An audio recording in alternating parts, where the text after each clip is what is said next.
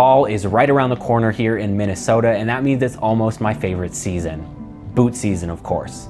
Today, we're talking about a pair of boots that I am so excited to wear this fall. The Richmond Boot in Khaki Kudu by Parkhurst.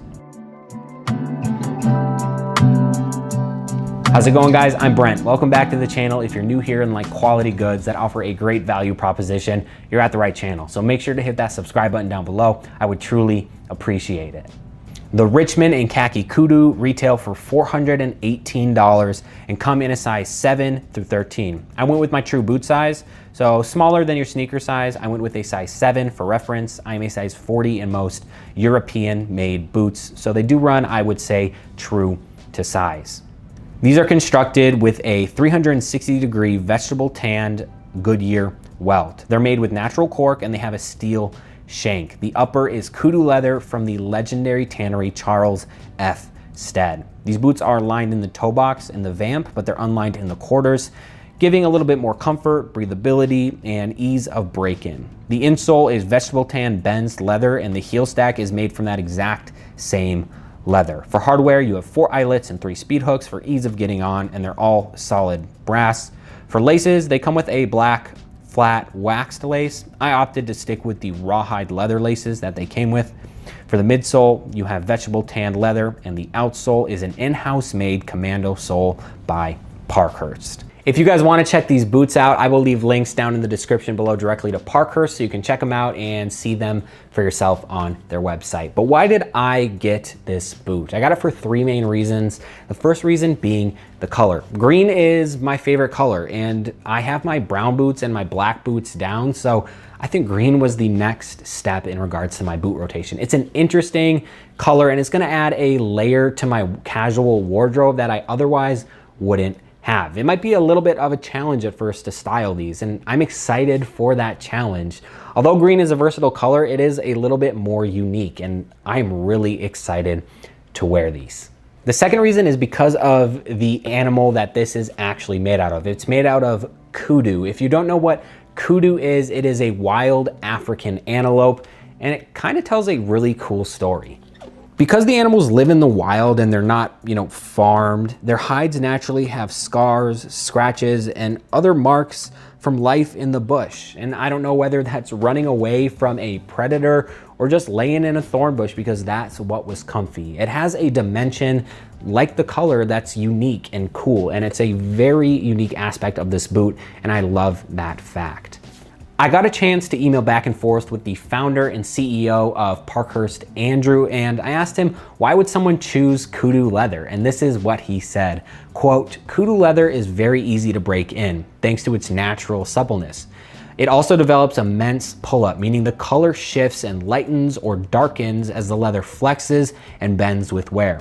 Over time, you'll not only see this dynamic color variation, but also more of the natural scars and markings of the hide, giving the leather even more character beyond what's visible straight out of the box. So it's gonna patina naturally, but have a more natural looking patina over time, if that makes sense. And that's what he thinks is cool, and I agree with him. And lastly, I got this because of the overall time, quality, and care that went into making this boot. These are made of Charles F. Stead tanned leather.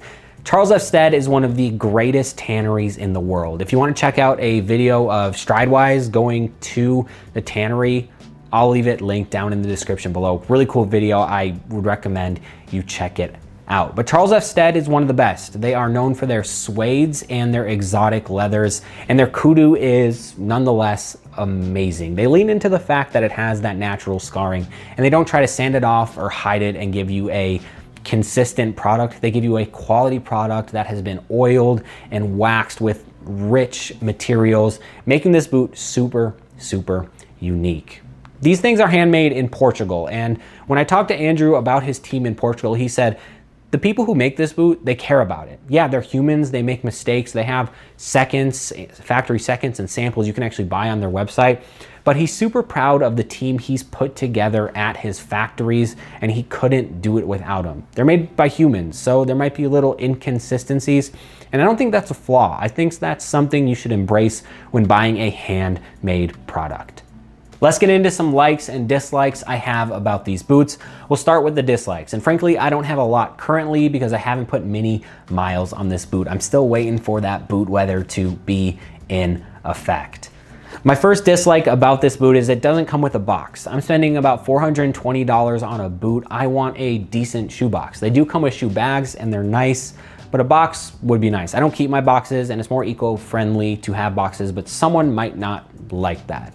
Another thing is the lace selection. They come with these rawhide laces that I actually really like, but I wish they came with a waxed cotton lace that maybe matched the boot tones a little bit more, or that kind of brass color.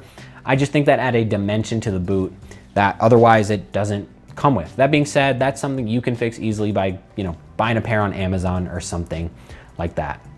In regards to likes, there is a lot to like about these boots. The first thing, when I tried these on, the comfort of these boots is phenomenal. The leather is flexible, supple, and soft, and the way they line these boots is amazing. It's lined in the toe and it's lined on the heel. That means the quarters and the vamp are unlined, giving you a little bit more flexibility that you otherwise wouldn't have with a 360-degree Goodyear welted boot. I love that these are sophisticated and rugged at the same time. And I know boot brands do that all the time, but this is a classic shaped boot. It's a classic cap toe boot, and they chucked on a beautiful house-made rubber commando sole. And here in Minnesota, that does not go unnoticed. We get heck of snow and it's always slippery out here. So that is something that I absolutely love. I love the look of it. I love the feel of it. And I love the durability of that outsole. But the thing I like the most about these boots is the excitement of how these are gonna change over time. I am super excited to beat these into the ground and see this leather change. Of course, I will keep you posted along the way, so make sure you guys subscribe for that. I'm excited to condition these maybe a year down the road, as these are heavily waxed and conditioned right now, but maybe they'll darken up and they'll change completely and have a new dimension that they don't currently have, which is cool to say because of how unique these boots are. These boots are awesome, and I definitely recommend you guys check them out. Again, they're linked down in the description below if you want to check them out, and they come in a bunch of other gorgeous colors. And Parkhurst is a brand that I will definitely be purchasing again. Thank you guys so much for watching. If you're new here, like anything you saw today, please hit that subscribe button down below. I love you guys. Jesus loves you even more, and we'll see you in the next one.